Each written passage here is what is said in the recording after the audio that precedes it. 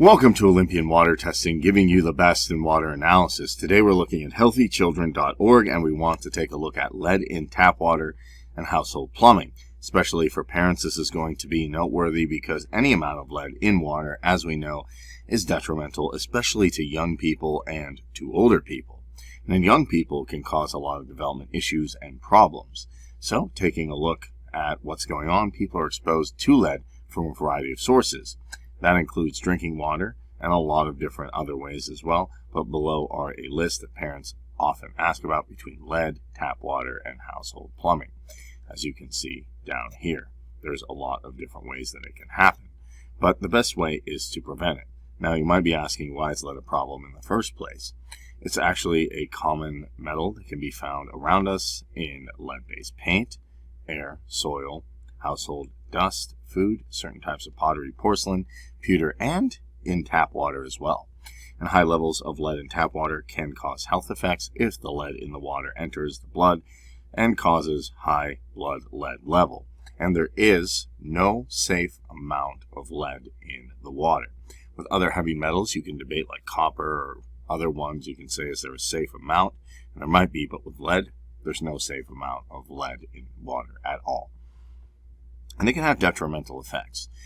It can cause damage to the brain. Kidneys can interfere with the production of red blood cells that carry oxygen to all parts of the body. And this is especially detrimental in children because they're young, their bodies are still growing, and their minds are still growing. And if there's an issue with developmental problems or there's an issue with their brains, it can happen from lead. Now, does lead affect everyone equally? Well, there's no safe amount of lead in water. The greatest risk from lead is to infants, young children, and pregnant women. And in children, it can also lead to impaired mental and physical development, hearing problems, and infants who drink formula prepared with lead-contaminated water may be at higher risk because of the large amount of water they drink relative to their body size. And that's why it's so dangerous.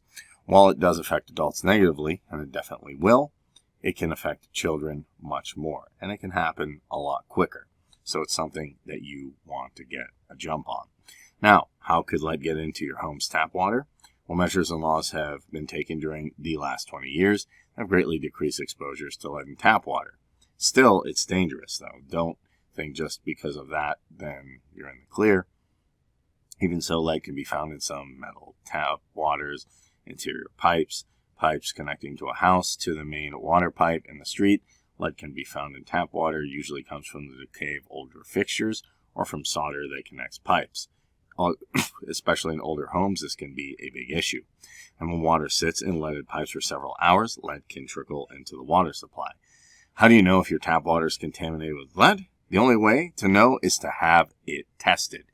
You're not necessarily going to be able to taste it, to smell it, or to recognize it with the five senses. And that's why it's so dangerous. It can be in your water. You won't even know, especially if you have infants or children around. It's especially detrimental. You can't see it. You can't taste it, you can't smell it, therefore you have to have it tested. And that's why it's always a good idea to have your water periodically tested for lead, especially if there's young children or infants in the vicinity.